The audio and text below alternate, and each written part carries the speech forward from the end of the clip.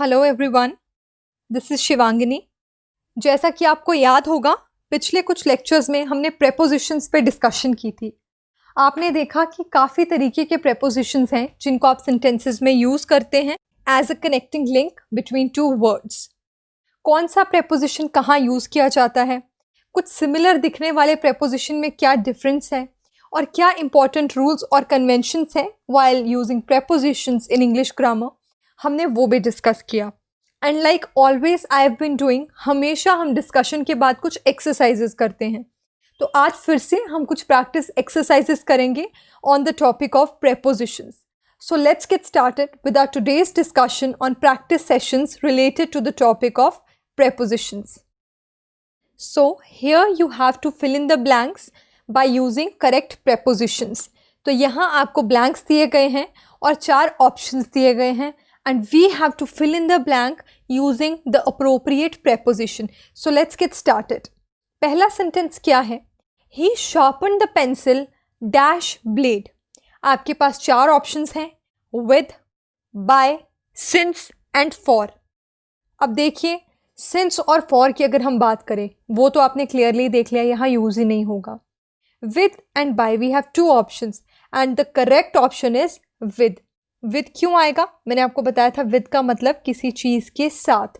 So he sharpened the pencil with a blade. उसने pencil को blade के साथ शार्प किया। So the correct option is with.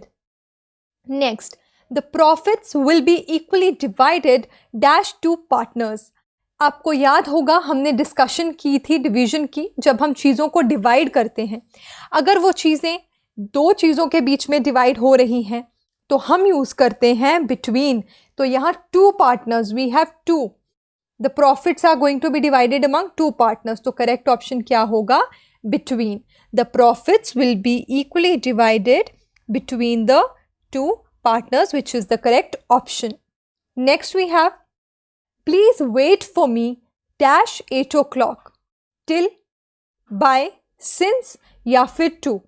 And the correct option is till.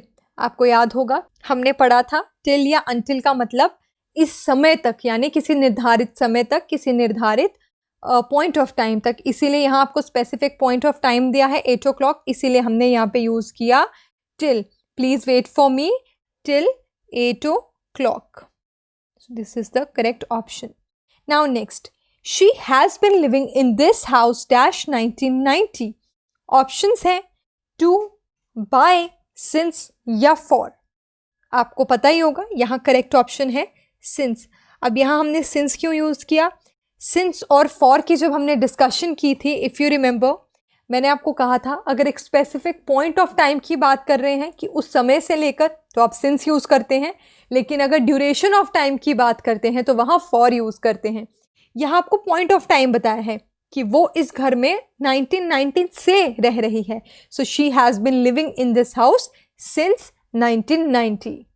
Now next we have, I started painting dash my childhood and the options are to, from, for या फिर since.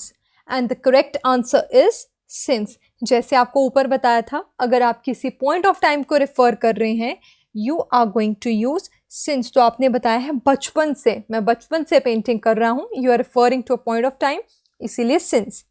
I know German dash English to, beside, since या besides. यहाँ correct option जो है वो है besides. Beside और besides में एक फ़र्क है। बिसाइड्स का मतलब होता है in addition to, like I know German in addition to English, इसीलिए हमने बोला I know German besides English. लेकिन बिसाइड का मतलब होता है नेक्स्ट टू। जैसे मैं बोलूँ he was sitting beside me, वो मेरे पास में बैठा था। So you have to remember this difference between beside and besides. Beside का मतलब होता है नेक्स्ट टू और बिसाइड्स का मतलब होता है इन एडिशन टू. तो हमारा जो सेंटेंस था वो था आई नो जर्मन डैश इंग्लिश, तो मैं जर्मन भी जानता हूँ इन एडिशन टू इंग्लिश, इसीलिए हमने यूज़ किया besides. She will be away dash about a month and the correct option is for. 4 options थे, एट, ऑन, ड्यूरिंग या फॉर. तो जब आप बताते हैं कि कितने समय के लिए ऐसा होगा, so she will be away for about a month, वो 1 महीने के लिए बाहर होगी। She is a teacher dash our school, वो हमारे स्कूल में टीचर है। तो मे के लिए क्या यूज़ करते थे? In. She is a teacher in our school, वो हमारे स्कूल में टीचर है। The river flows dash the bridge, यहाँ द था। The river flows dash the bridge, जो रिवर है वो ब्रिज के नीचे फ्लो करता है। तो नीचे यानी under, the river flows under the bridge, which is the correct answer. Next we have she came with me dash main road, वो मेरे साथ मेन रोड तक आई। आपको बताया था जब एक डेस्टिनेशन की बात कर रहे हैं, जहाँ आप जा रहे हैं वहाँ आप टू का इस्तेमाल करते हैं। तो आप मेन रोड की तरफ जा रहे थे और वो आपके साथ आई, so the correct option is two. She came with me to the main road.